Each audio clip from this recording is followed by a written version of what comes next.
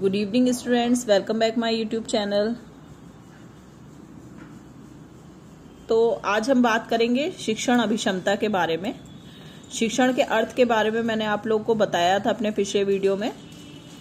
आज हम बात करेंगे शिक्षण अभिक्षमता यानी टीचिंग एप्टीट्यूड के बारे में।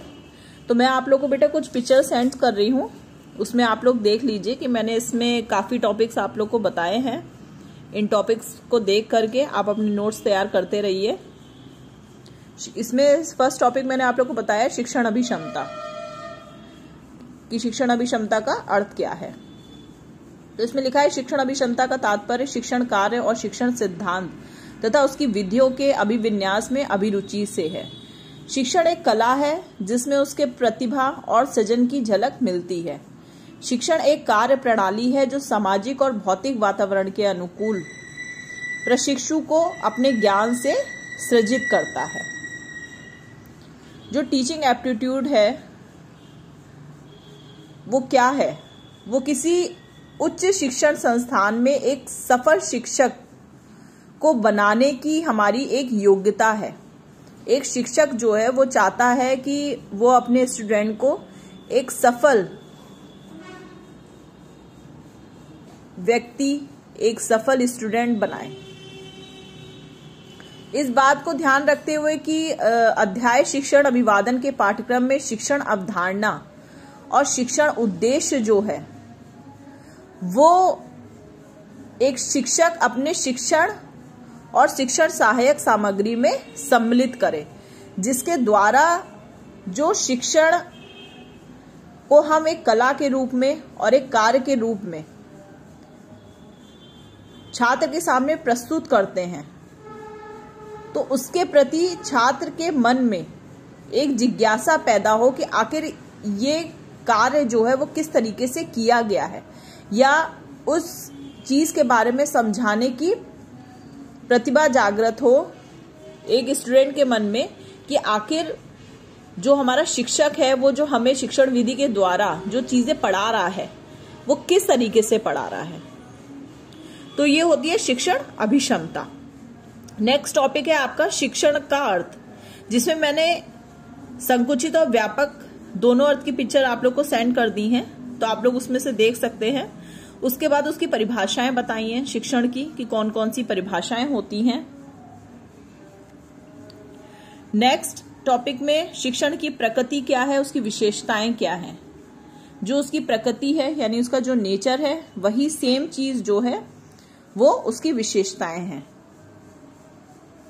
तो आप लोग देख लेंगे कि इसमें चार पांच पॉइंट्स दिए हुए हैं।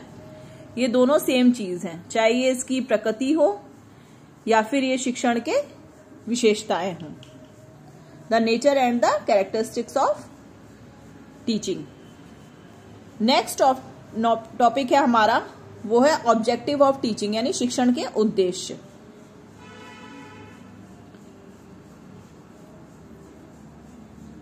अब हम बात करेंगे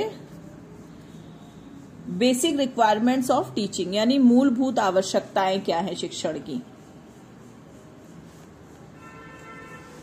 उसके बाद जो मूलभूत आवश्यकताएं हैं उसमें शिक्षण की प्रक्रिया में जो 4 इंपॉर्टेंट चीजें हैं। मेन टीचिंग की प्रोसेस आपकी तभी कंप्लीट हो सकती है जब आपके पास ये 4 चीजें हों। 4 चीजों में पहला आपका क्या आता है? टीचर। सेकेंड है आपका स्टूडेंट यानी लर्नर। थर्ड है आपका सब्जेक्ट मटेरियल। फोर्थ है आपका कूल और हेल्थी क्लासरूम यानी एक स्वच्छ वातावरण। स्वच्छ वातावरण का तात्पर्य हो गया जो क्लासरूम का आपका वातावरण है वो एक ऐसा वातावरण होना चाहिए जहां पे शांति का माहौल हो, अच्छा प्रकाश हो, आपके आसपास सफाई हो, ताकि आपका ध्यान जो है वो शिक्षण प्रक्रिया की तरफ जागृत हो सके। टीचर का होना बहुत जरूरी है। टीचर होगा तभी वो आपको पढ़ाएगा।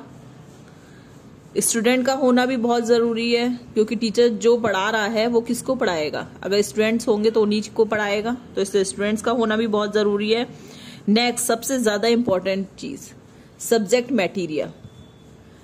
अगर आपके पास सब्जेक्ट मटेरियल है तभी तो आप बच्चों को पढ़ा पाएंगे। जैसे कि मैंने आप लोग को बताया था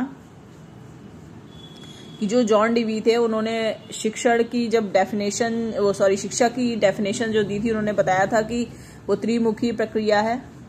तो उसमें क्या था, पहला आप लोग का शिक्षक था, सेकंड था आप लोगों का छात्र और थर्ड था आपका पाठ्यक्रम, है ना। तो उसी तरीके से जब सब्जेक्ट मटेरियल होगा आपके पास तभी आप उस चीज को स्टूडेंट्स को पढ़ा पाएंगे।